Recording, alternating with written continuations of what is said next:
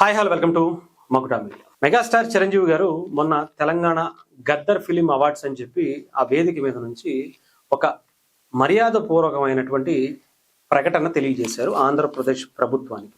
చాలా క్లియర్ గా మీరు ఒక్కసారి ఆ వీడియో కూడా వినొచ్చు. మన పక్క రాష్ట్రం అయినటువంటి మనో తెలుగు రాష్ట్రం ఈ కళాకారుల పట్ల, ఈ సినిమాల పట్ల వాళ్ళని ఉత్సాహపరిచే దాని విధానంలో కొంచెం వెనకంజ వేస్తే ఉందనుకుంటున్నాను. కాబట్టి చాలా క్లియర్ గా అండర్లైన్ చేసుకోండి, ఒక్కసారి మళ్ళీ కావాలంటే వినండి ఆ వీడియోని.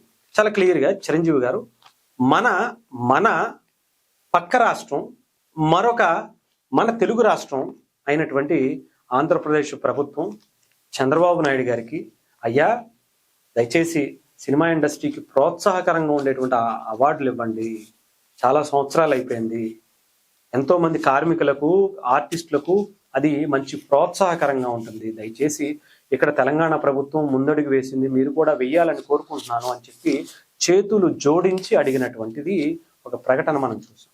అయితే కొంతమంది జర్నలిస్టుల రూపంలో విచ్చలవిడిగా చిరంజీవి గారి మీద ఎప్పుడూ పడి ఏడ్చేటువంటి ఒక బ్యాచ్ ఉంటుంది. వీళ్ళకి బ్రతకటం చేత కాదు. ముఖ్యంగా చిరంజీవి గారి కుటుంబం గురించి, పవన్ కళ్యాణ్ గారి గురించి, లేదంటే చిరంజీవి గారి మీద ఏది మాట్లాడినా, ఆయన రామా అన్నా సరే దాంట్లో ఇంకొకటి ఏదో కలిపి దాని మీద మంచి మసాలాలు వేసి దాన్ని ఒక వేరే విధంగా ప్రొజెక్ట్ చేయాలనేటువంటి భావనలో కొంతమంది ఉంటారు. ఒక లేడీ జర్నలిస్ట్ ఉంటుంది, పాపం ఎప్పుడూ కూడా అదే పని. చిరంజీవి గారు ఏది మాట్లాడినా సరే ఆవిడికి పాపం ఇబ్బందే. ఇంకా అసలు అదే పనిలో విషం చిమ్మేస్తా ఉంటది ఇక చిరంజీవి గారి మీద. అదే పని ఇప్పుడు కూడా మొదలెట్టేసి ఏంటి అంటే, పాపం చదువుకున్నదో నాకైతే తెలియదు. ఎందుకంటే ఆవిడ మాట్లాడేది ఆ నోటి నుంచి ప్రతిదీ అబద్ధమే. చిరంజీవి గారు అంటే ఆంధ్రప్రదేశ్కి ఏం చేశారు? అసలు మీకు ఆంధ్రప్రదేశ్ గురించి మాట్లాడేటువంటి అర్హత మీకుందా? ఆయనకు కాకపోతే ఇంకెవడుకుంటుంది? ఈవిడికుంటుందా? ఈవిడేం బీకిందని చెప్పండి. ఈవిడేం చేసింది అంటున్నా. నేను ఆవిడ పేరు గురించి కానీ ఆవిడ ఫోటో గురించి కూడా అవసరం లేదు, మాట్లాడే వాళ్ళకి అందరికీ తెలుసు. పెట్టి మళ్ళీ ఆవిడ హైలైట్ చేయాల్సిన అవసరం లేదు, ఫోటో కూడా వేసి. అందుకని చాలా క్లియర్గా చెప్తాను. మీరేం చేశారు? కనీసం ఎవరికైనా ఒక ముద్ద పెట్టారా? ఒక చాక్లెట్ కొనిచ్చారా మీ బతుక్కి? చిరంజీవి గారి గురించి మాట్లాడేసేంత స్థాయి నీకుందా? మన బతుకెంత, మన జీవితం ఎంత చెప్పండి. చిరంజీవి గారి గురించి అసలు ఆయన పేరు తలవటానికి కూడా నీ బతుకే సరిపోతుంది. అలాంటిది మనం మాట్లాడేస్తాం. కొంతమంది తగలడిపోతారు. ఇక్కడ చాలా దరిద్రం ఏంటంటే, పవన్ కళ్యాణ్ గారిని మాత్రం అక్కడ పొగడాలి, ఆయన భుజం మీద పెట్టి చిరంజీవి గారిని కాల్చేయాలి. ఇక్కడ కూటమి ప్రభుత్వం ఇదొక దరిద్రం ఏంటో నాకు అర్థం కావట్లేదు.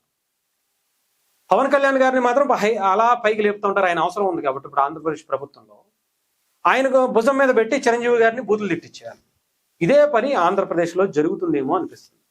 ఎవరైతే అక్కడ వాళ్ళకి సపోర్ట్ చేసుకుంటూ మాట్లాడేటువంటి ఛానల్స్ వీళ్ళు ఉంటారో, చిరంజీవి గారిని అవమానించడమే పరమావధిగా పెట్టుకున్నారేమో అనిపించింది.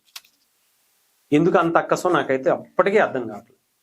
ఆయన ఏం చేశారు? వీళ్ళ దగ్గరికి వెళ్ళి వీళ్ళ కుటుంబాల్లో ఆయన ఏమన్నా మరి ఎప్పుడన్నా వెళ్ళాడేమో, మరి అంత పాపం మరి ఆయన ఏం చేశాడో నాకైతే తెలియదు. కొంచెం ఘాటుగానే అనిపించుండొచ్చు, కానీ తెలుసుకోవాలి. సరే, చిరంజీవి గారు ఏం చేశారు, చిరంజీవి గారి అర్హత ఏంటో తెలుసుకుందాం. చిరంజీవి గారు అనే వ్యక్తి 1998లో బ్లడ్ బ్యాంకు, ఐ బ్యాంకు స్థాపించి, అప్పటికి మిగతా వాళ్ళు ఎవరు ఏడవలేదమ్మా. అప్పటికి మిగతా చాలా మంది హీరోలు ఉన్నారు, ఎవరినైనా తగ్గించట్లా. కానీ చిరంజీవి గారే ఇలాంటి అభిమాన గణాన్ని మనం సమాజ సేవ వైపు కూడా తీసుకువెళ్ళచ్చు అనేటువంటి ఆలోచన పెట్టి, ఒక చారిటబుల్ ట్రస్ట్ పెట్టి, ఒక బ్లడ్ బ్యాంక్ పెట్టి, ఐ బ్యాంక్ పెట్టి ఎంతో మందికి రక్తదానం ద్వారా ప్రాణాలు నిలిపినటువంటి ఘనత మన తెలుగు రాష్ట్రాల్లో ఆయనే. చెప్పాలంటే ఇండియాలో ఆయన ఒక్కడే. అలాంటి వ్యక్తి గురించి మనం మాట్లాడుకుంటున్న ముందు తెలుసుకుని సావాలి. తెలుసుకోకపోతే ఎలా మనం చెప్పిందే నిజం అనుకుంటే అవతల వాళ్ళు చెప్పు తీసుకుని కొడతారు. అర్థమవుతుందా? మనం మాట్లాడేదానికి కనీసం ఇంగిత జ్ఞానం ఉండాలి కదా. ఇక్కడ చెప్తా, ఒక్కొక్కటి గురించి చెప్పుకోవాలంటే చాలా చాంతాడంత లిస్ట్ ఉంది చిరంజీవి గారు చెప్పింది.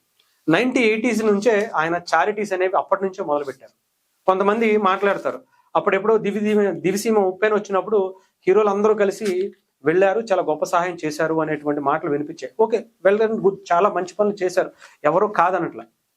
కానీ ఇండివిజువల్గా చిరంజీవి గారు వాటన్నిటికన్నా ఎక్కువే చిరంజీవి గారు చేశారు. చెప్పాలంటే చిరంజీవి గారి చేసినటువంటి చారిటీలో 50% కూడా ఏ హీరో ఏ ఇండియన్ హీరో ఇంతవరకు చేయలే. బస్ నేను సవాల్ ఇస్తున్నా, ఎవడైనా సరే రండి మాట్లాడుకుందాం. ఆయన గురించి మాట్లాడే ముందు కనీసం మీ దగ్గర ఉన్నటువంటి ఇన్ఫర్మేషన్ తీసుకురండి. కొన్ని 100 కోట్ల రూపాయలు ఆయన సహాయం చేసినటువంటి కార్యక్రమాల లిస్ట్ నా దగ్గర ఉంది. కావాలంటే మీరు వెనకాల మీకు వేపిస్తా. ఒక పత్తి రైతులకు నష్టం జరిగిందంటే ఆయన ఇచ్చినటువంటి ఘటనలో దాదాపు 30 ఏళ్ల క్రితమే ఉంది. ఒక పడవ ప్రమాదంలో ఎవరో కొంతమంది చనిపోయారు అంటే వాళ్ళకి ఒక్కొక్క కుటుంబానికి 45,000 రూపాయలు వాళ్ళ నాన్నగారు స్వయంగా వెళ్ళి ఇచ్చినటువంటి ఘటనలు అప్పట్లోనే ఉన్నాయి.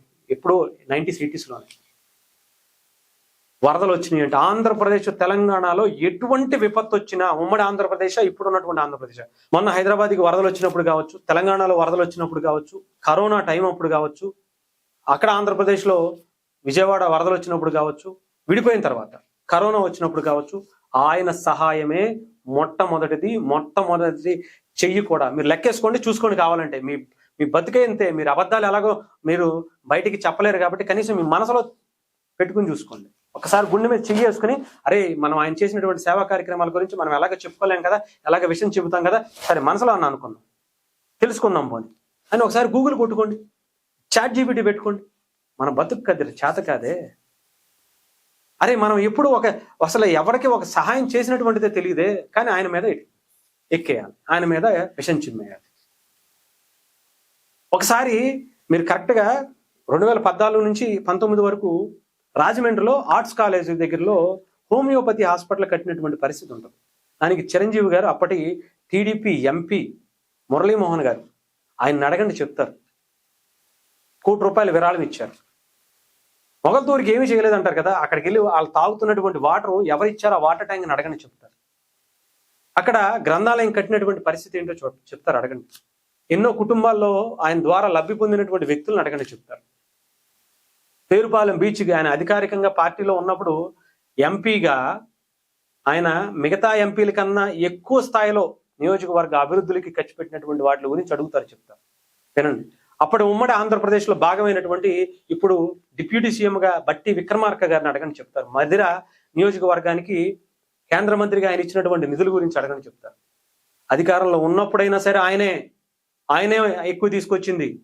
కేంద్ర మంత్రిగా, టూరిజం సహాయ శాఖ మంత్రిగా ఉన్నటువంటి పరిస్థితుల్లో కూడా ఆయన అత్యధికంగా తీసుకొచ్చినటువంటి ఘనత ఆయనదే. ఇప్పటికీ ఎప్పటికీ ఆయనదే.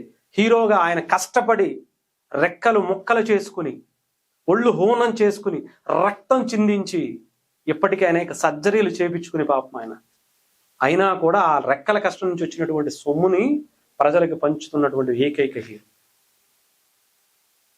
ఎంతో మంది బ్లడ్ బ్యాంకే కాదు, ఆక్సిజన్ సిలిండర్లను అడగండి మీకు చెప్తారు. సిసిటి ద్వారా ఎంతో మంది ఆంధ్రప్రదేశ్కి లేదా తెలంగాణకి మిగతా రాష్ట్రాల నుంచి వచ్చినటువంటి ఎక్కువ ఆంధ్రప్రదేశ్ నుంచి 70% ఉన్నటువంటి ఎంప్లాయీస్ని, సినీ కార్మికులను అడగండి. చిరంజీవి గారు ఏం చేశారో కరోనా టైంలో కడుపులు మార్చుకుని పిల్లలు అన్నంని అరుస్తుంటే వాళ్ళకి అన్నం పెట్టినటువంటి, ఇంటికి పంపించినటువంటి నిత్యావసర సరుకుల గురించి తెలుసుకునేటువంటి ప్రయత్నం చేయండి. ఆక్సిజన్ సిలిండర్లు, ఆక్సిజన్ బ్యాంకులు పెట్టి ఆంధ్రప్రదేశ్ తెలంగాణ వ్యాప్తంగా ఆయన చేసినటువంటి 10 కోట్ల రూపాయల సహాయం గురించి తెలుసుకుని సావండి. ఇంకా చాలా ఉంటాయి చెప్పుకుంటా పోతే. ఎన్నో అనాథాశ్రమాలను అడగండి, ఎన్నో వృద్ధాశ్రమాలను అడగండి. ఎంతో మందికి తెలిసి తెలియకుండా ఇప్పటికీ నా దగ్గర చాలా క్లియర్ ఇన్ఫర్మేషన్ ఉంది. ఆయన ప్రతి నెల 50 లక్షల నుంచి ₹1 కోటి చెక్కులు ప్రతి ఒక పవలా శ్యామల గారికి కావచ్చు, లేదంటే ఇంకొంతమందికి నెల ఇంత పంపిస్తాననేటువంటి ఇది కూడా ఆయన ప్రతి నెల క్రమం తప్పకుండా వెళ్ళేటువంటి ఇవి కూడా ఉన్నాయి. అంత గొప్ప సేవా కార్యక్రమాలు ఆయన చేస్తారు. అరే ఇంత గొప్ప చేస్తున్నాడే, మనం ఎలాగో చేసి సావలేం కదా. మనం వెనకాల ఎవరికైతే డబ్బా కొడుతున్నామో, ఎవరికైతే మనం వాళ్ళని అత్తాసు పలుకుతున్నామో, కులపిచ్చతో ఆ పిచ్చతో ఈ పిచ్చతో మనం ఎలా అయితే రెచ్చిపోతున్నామో, అలాంటి వ్యక్తి అవతల మనం ఆయన ఎలాగో చేయలేదు కదా, అవతల వ్యక్తి చేస్తుంటే మనం ఎందుకు దిగజార్చాలి అనేది ఒకసారి తెలుసుకోండి. ఎందుకంటే అక్కసు వాళ్ళ అధికారంలో ఉన్నప్పుడు, అవతల వేరే వాళ్ళ అధికారంలో ఉన్నప్పుడు కూడా ఆయనే ఎక్కువ చేస్తున్నాడే. ఒక ఏపీజే అబ్దుల్ కలాం గారు లాంటి వ్యక్తి ఆయన వచ్చి ఆయన సేవలను కొనియాడారు. మరి మిగతా వాళ్ళకి ఎందుకని దాని గురించి మాట్లాడలేకపోయారంటే ఆయన పబ్లిసిటీ లేని టైంలోనే ఆయన సేవా కార్యక్రమాల గురించి కోకొల్లలుగా ఉన్నాయి. అధికారంలో ఉన్నప్పుడు టీవీలు మీ, పేపర్లు మీ, అధికారం మీది అన్నప్పుడే ఆయన చేసినటువంటి గొప్ప పనులు చాలా ఉన్నాయి. మరి అప్పుడు రానటువంటి అక్కసు ఇప్పుడు ఎందుకు వస్తుందంటే ఎదుగుదల చూసి తట్టుకోలేకపోతున్నారేమో ఆలోచించుకోండి. అర్థమైందా? ఆయన గురించి మాట్లాడే ముందు మన అర్హత ఏంటి, మన బతుకెంత, మనం కనీసం ఎవరికైనా ఒక పూట ముద్ద పెట్టామా, అలాంటి వ్యక్తి గురించి మనం మాట్లాడేటువంటి అర్హత కానీ స్థాయి కానీ మనకి ఏడ్చిందా? 1998లో ఆయన బ్లడ్ బ్యాంక్ స్థాపించారు. మిగతా హీరోలకు సంబంధించినటువంటి ఎవరైనా చాలా గొప్ప గొప్ప పనులు చేశారు, చాలా గొప్ప పనులు చేశారు. మహేష్ బాబు గారు కావచ్చు, అటు ప్రభాస్ గారు కావచ్చు, బాలకృష్ణ గారు కావచ్చు, బసవతారకం హాస్పిటల్ 2000లో పెట్టారు. మీరు ఆలోచించుకోండి, ఎవరెవరు ఎప్పుడెప్పుడు పెట్టారు, ఎంత గొప్ప పనులు చేశారో చూసుకోండి. కాకపోతే చిరంజీవి గారు అనేటువంటి వ్యక్తి గురించి కూడా సమానంగా చూడండి, ఇలా విద్వేషపూరితంగా కాదు అనేదే నా మనవి.